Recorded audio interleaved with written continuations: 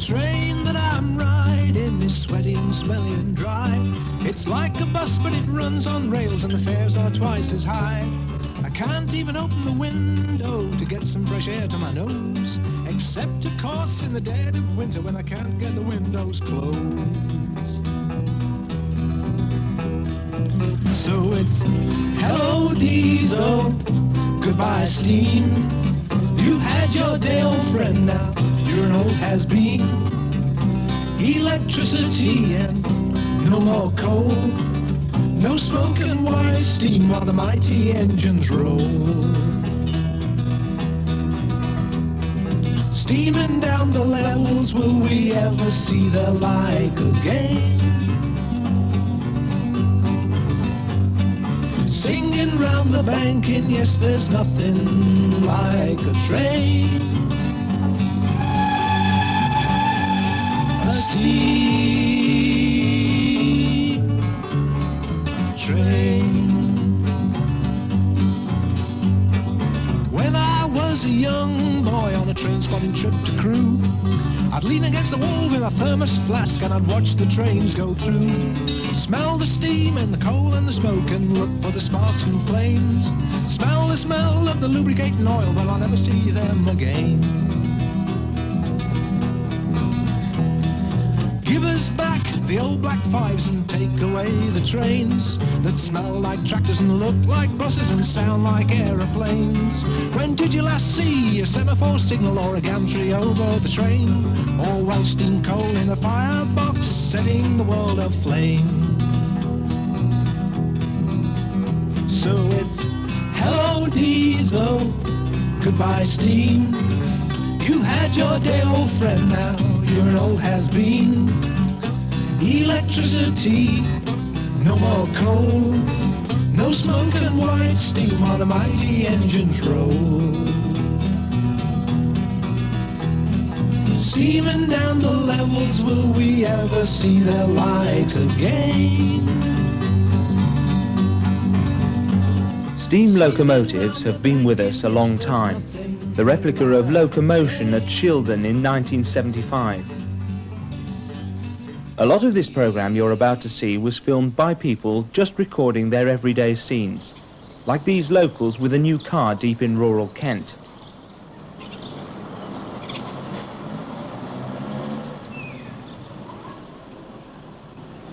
Someone shot this marvellous sequence at Bodiam Station on the Rother Valley Railway.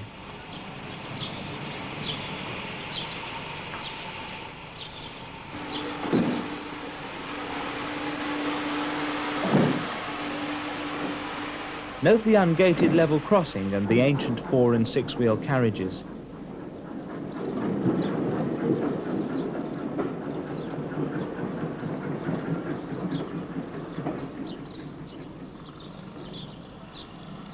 And here's the train having returned.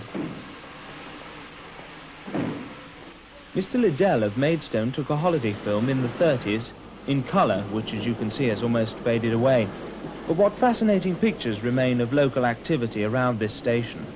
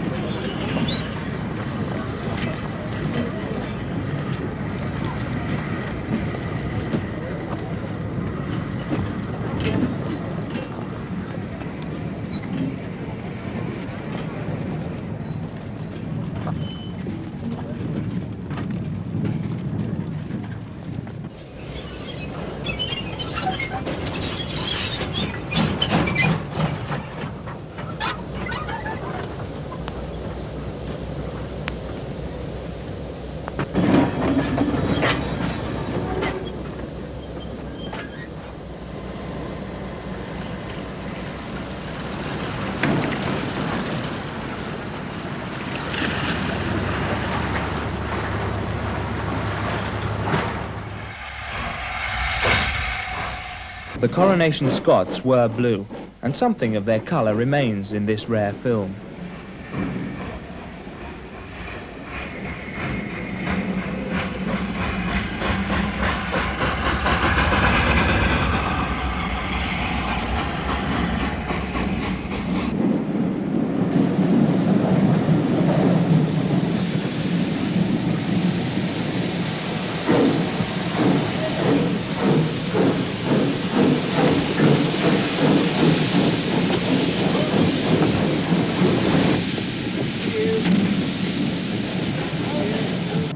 London 1932, and another home movie man is recording his local scene.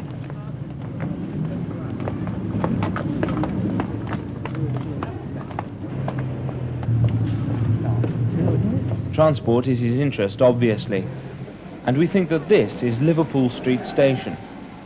The commuting scene has hardly changed, has it?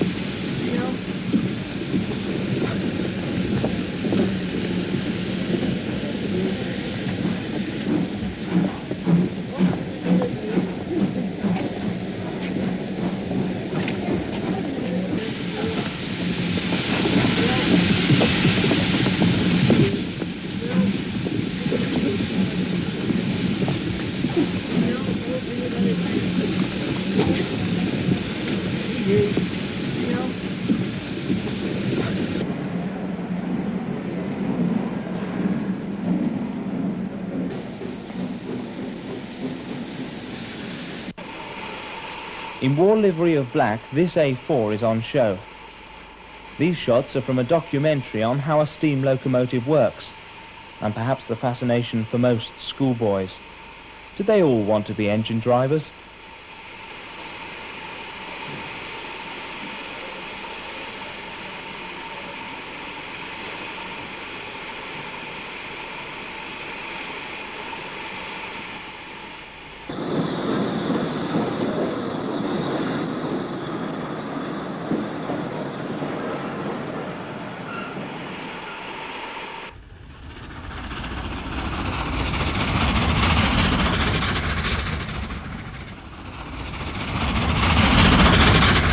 The late 30s saw many experiments in stock design.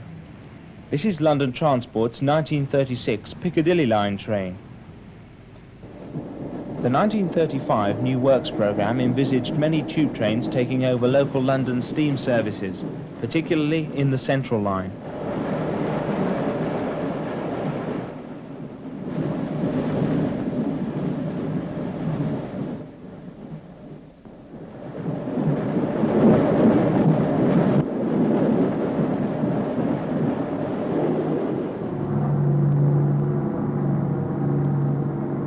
The Battle of Britain is still going on overhead. The Second World War has intervened, and these buses show their white patches on mudguards for use in blackened streets.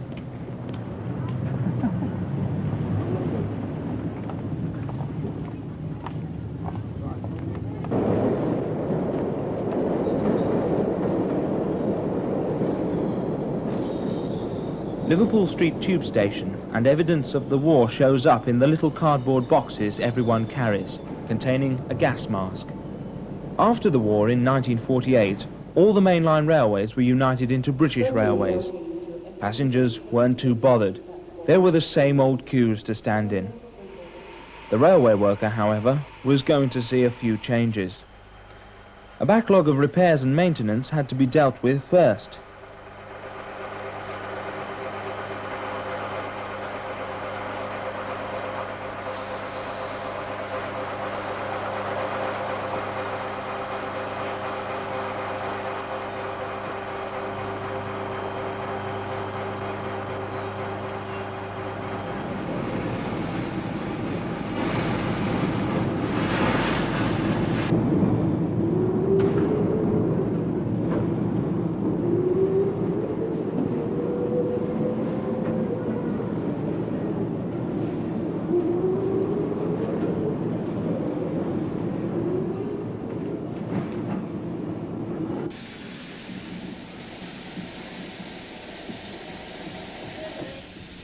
The A4s, together with the A3 and A1s, including the Flying Scotsman, were the mainstay of express services out of King's Cross then.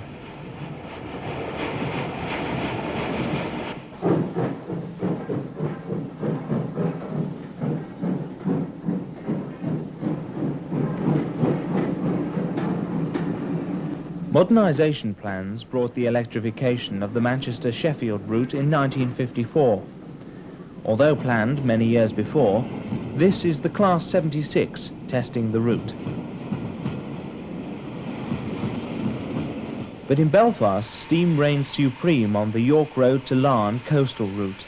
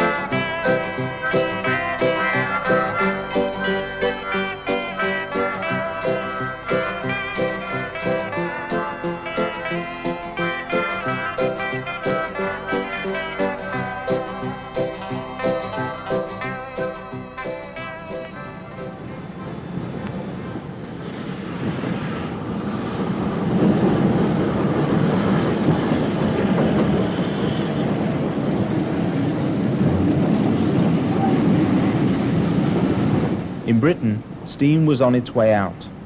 Steam depots dwindled as one region after another started to scrap their engines.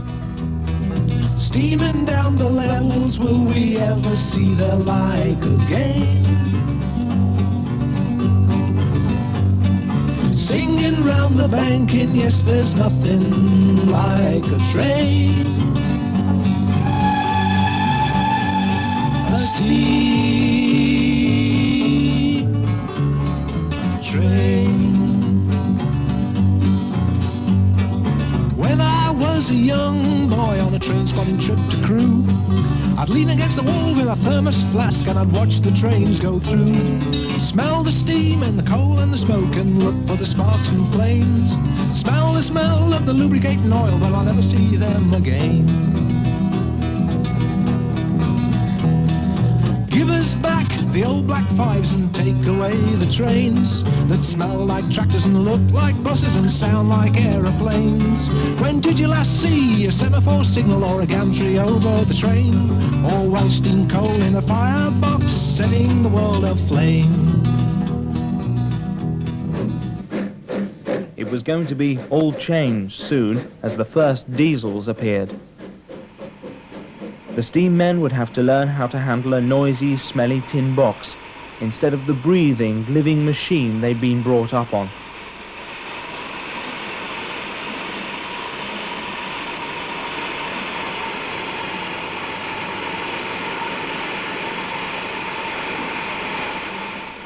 While on the southern region, diesel-electric multiple units were taking over from steam too.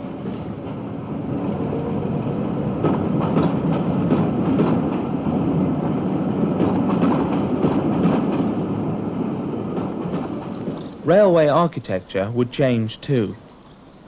This is Stanmore Station, designed like a church to please the local wealthy landowner in years gone by. The Harrow Stanmore branch in 1962, a quaint little steam branch somehow overlooked by the authorities. Here one could soak up the atmosphere of an old steam railway. It was all here, the smell of coal, hot sleepers, the goods shed, all restful on a warm summer's day.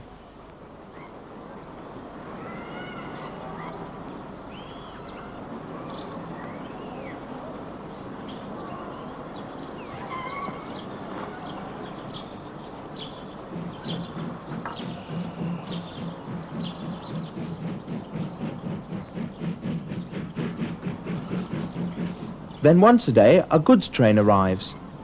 Everyone leaps into action. Most of the goods consist of bananas. The old goods depot is full of them.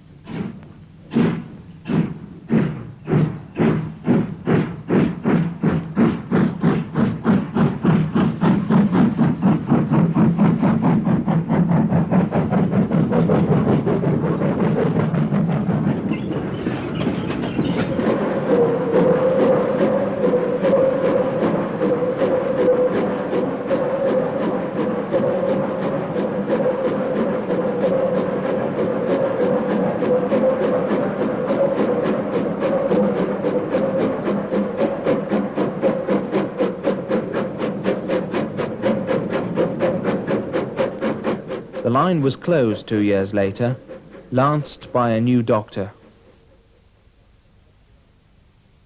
His axe swept around the country, and many little branch lines like this got the chop. Actually, this railway was lucky.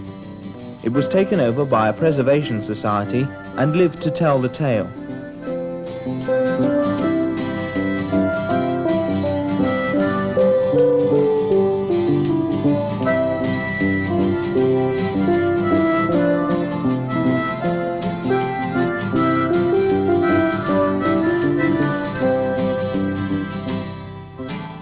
It's the Rother Valley Railway, alias Kent and East Sussex Railway, alias Tenterden Railway. It's on its very last steam haul trip down its entire route to Roberts Bridge. Soon after this, This end of the line was lifted.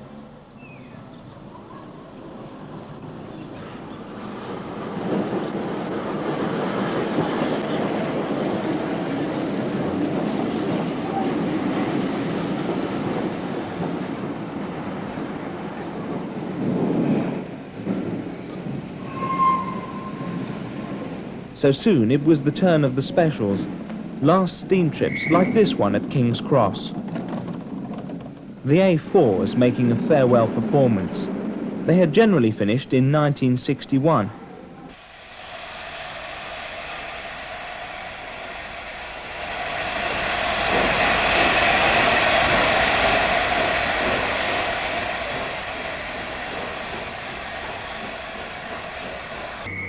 Other locos were bought privately, some by holiday camps for kids to crawl over, others to go on display in steam centres, a new word in the railway enthusiasts' vocabulary.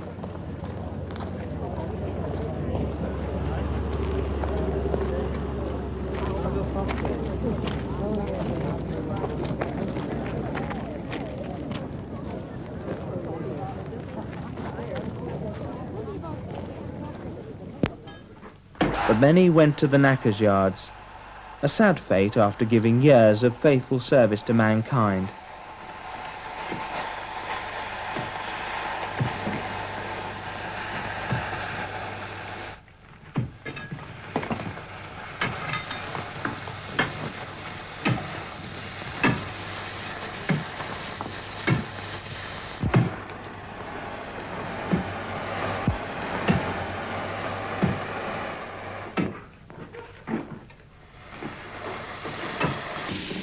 As the last months of steam on British railways went by, many a nostalgic visit was made to the last remaining depots still using steam locomotives. After that, it was banned totally, except for 4472. There were many well-preserved locos about, like this one, lovingly looked after by new proud owners in odd factory sidings all over the country. Looking back to those last years of steam, one wishes that there were more photographic records of these passing trains.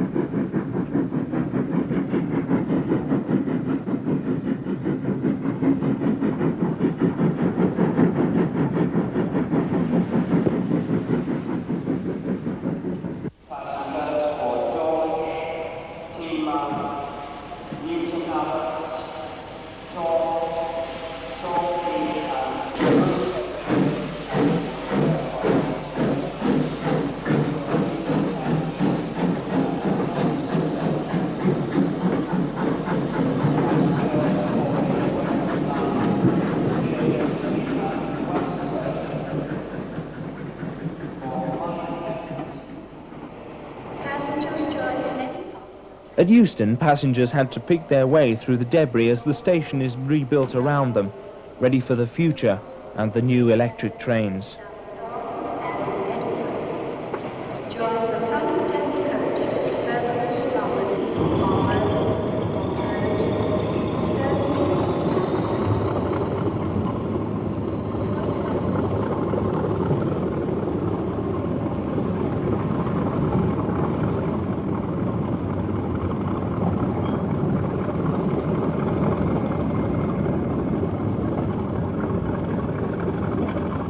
Diesel hauled now, but still needing assistance up the bank to Camden.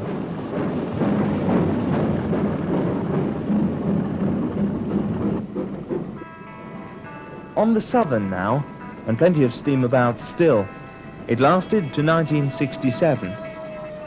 Plenty of bully-head Pacifics threading their way over the busiest junction in the world.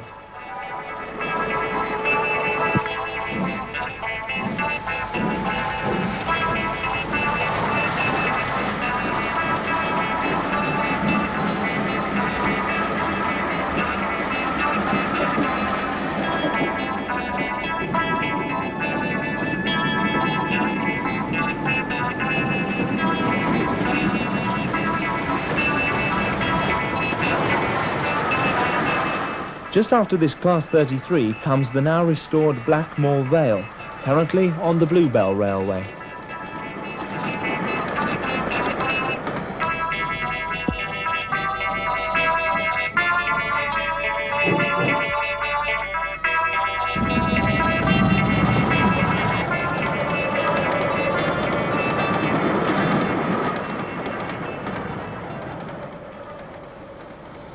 How about some train spotting at King's Cross in pre-electric days? Signal box still there too. All this stock has gone.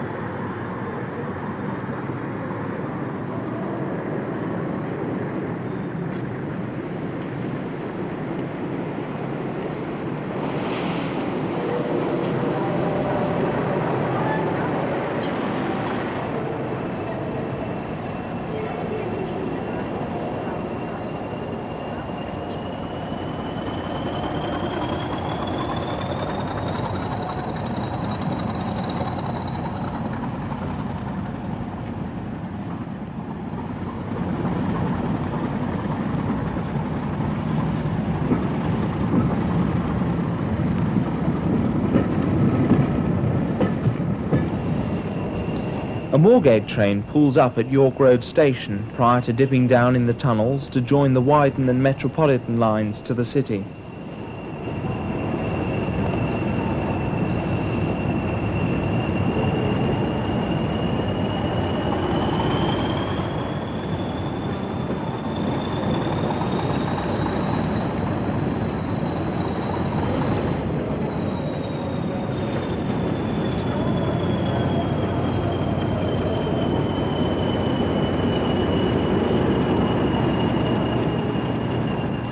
With mainline steam gone, industry carried on using little tank engines. This one was used by the Royal Aircraft Establishment at Farnborough.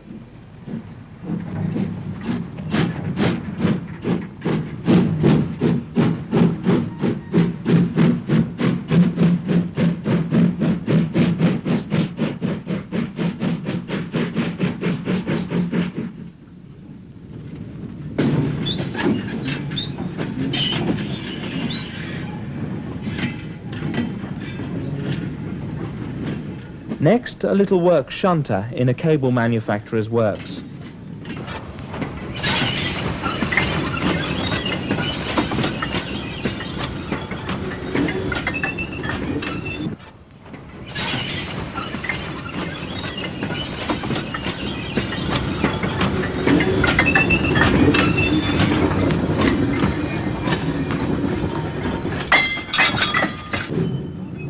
While in Wales, the coal mines still had plenty to use.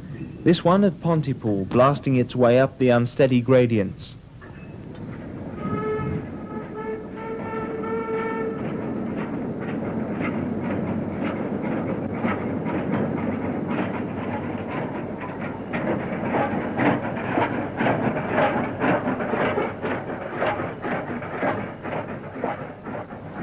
In 1967, a new underground line was opened.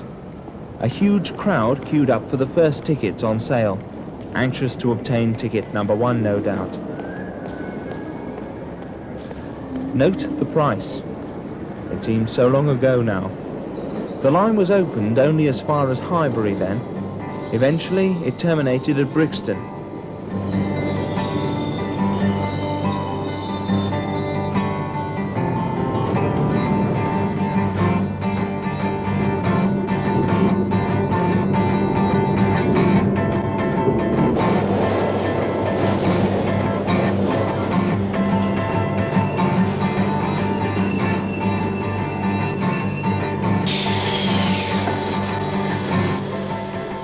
As usual, things were not quite ready on opening day.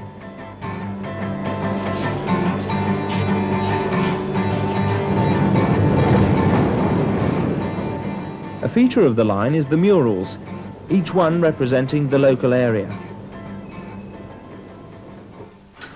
Slipping back a few years, we take a look at the Great Western pannier tank, seen all over Britain in BR days.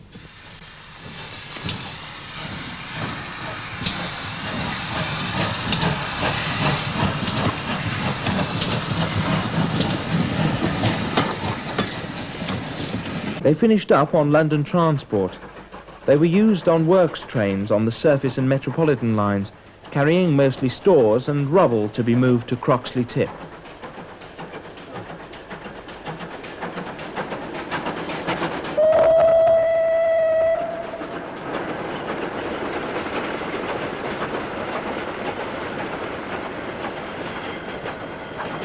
They had to reverse at Watford Station first to get around their trains in order to go on up the line to Croxley. London Transport had bought 11, but in 1971, when these scenes were filmed, just L.N.E.R and 2 others remained in use.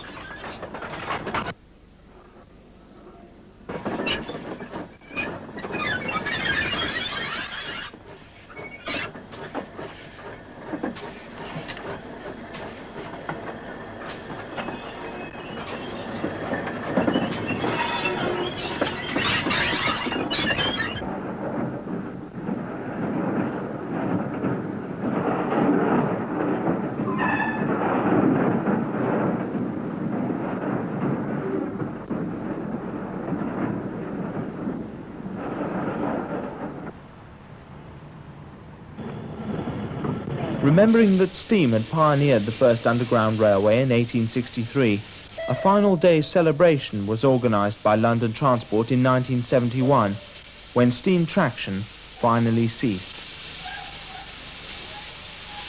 So at Barbican Station, L.N.E.R making a final trip through the city tunnels. It was hauling a breakdown train which will run right through to Neasden Depot, where an open day for members of the public was held.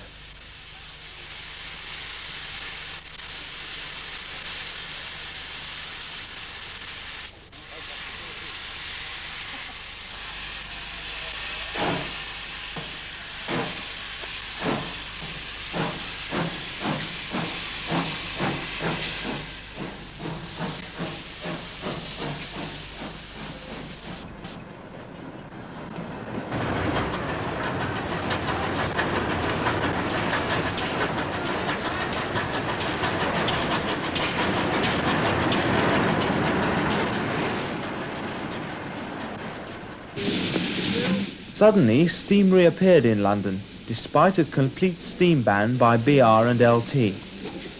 The King George V made a surprise trip to Kensington Olympia. After inspection, it returned to Didcot.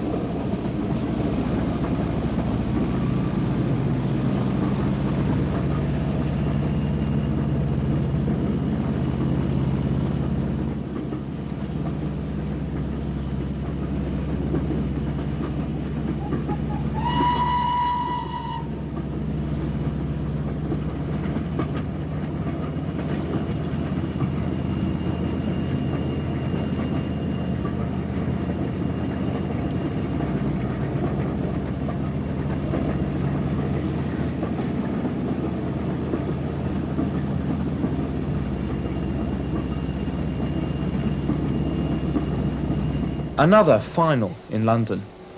At Victoria Station, on April the 30th, 1972, the Brighton-Belle makes its last departure. This unique train, the all-electric Pullman Express, first entered service in 1933. But now costly replacements and/or repairs render the service uneconomical.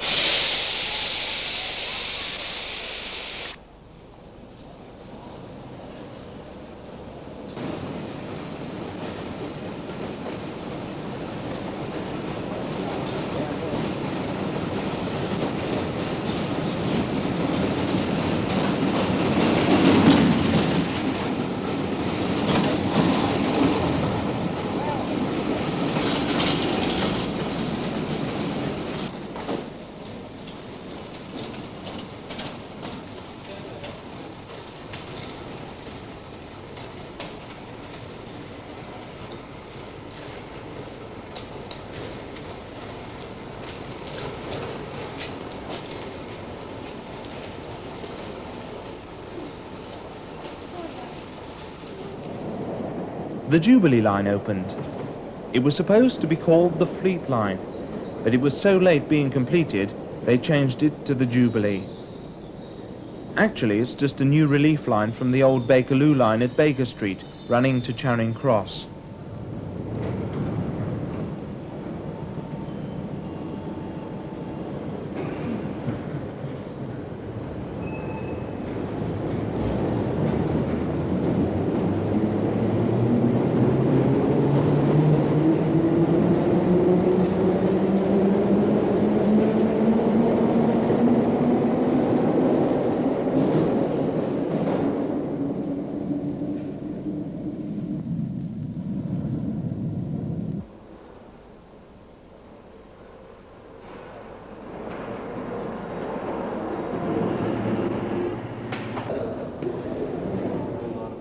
Heathrow had also been connected to the Underground.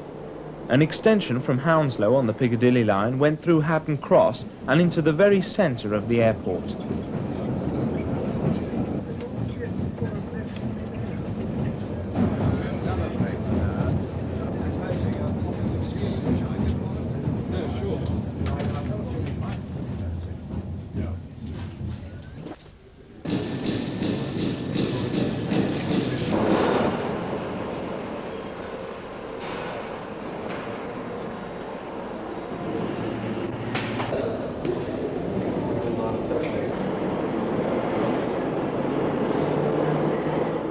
BR trains from Finsbury Park, London took over a branch of L.T.'s Northern Line, running to Moorgate. This was a year or so after a very bad disaster, with tube stock killing many passengers.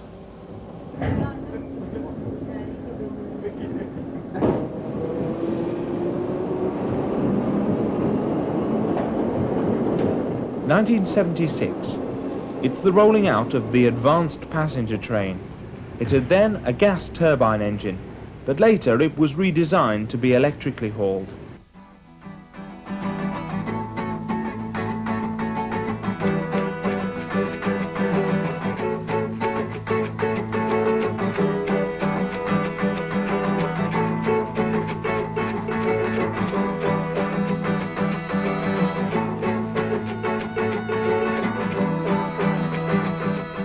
In its final form, it was due to enter service in January 1982, but it failed again due to technical problems caused by freezing of the water turbine brakes.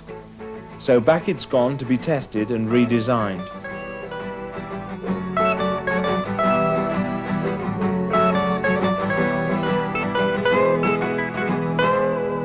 Meanwhile, the HST continues to give good service on the East Coast Main Line and from Paddington. At Paddington, it's spring 1979. Steam power is back to help celebrate the station's 125th anniversary. It's the King George V again, which is going to run to Didcot and back. However, it ran a hot box and didn't return. These pictures by Nick Lehrer give some impression of the splendour of the occasion.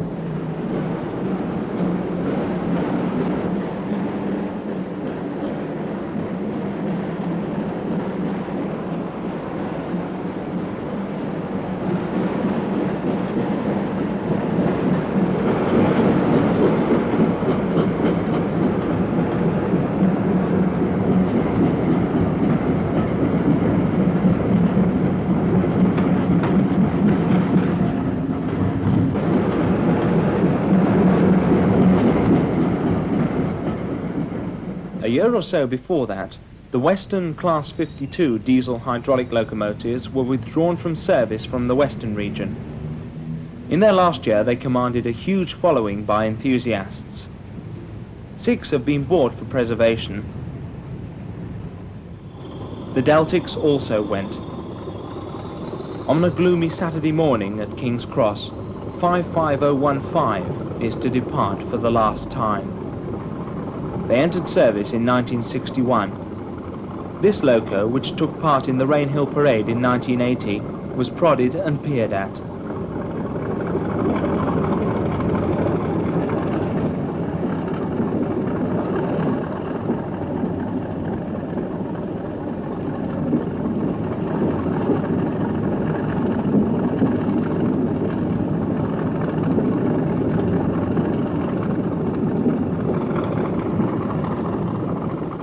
Trains remembered indeed. Perhaps we recall steam trains best of all. Steaming down the levels, will we ever see their light again? Singing round the banking, yes, there's nothing like a train. A steam train. Come to the country, see what you'll see. People polishing tank locomotives, people like you and me. People stoking boilers and people tapping wheels. There's steam building up in the country, in the Kent and Sussex fields. And it isn't just for history, and it isn't just for fun. It's just to show the whole darn world how a railway should be run.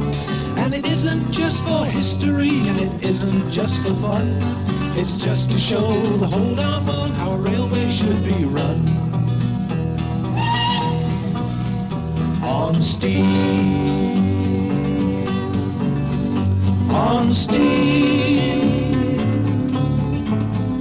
on steam.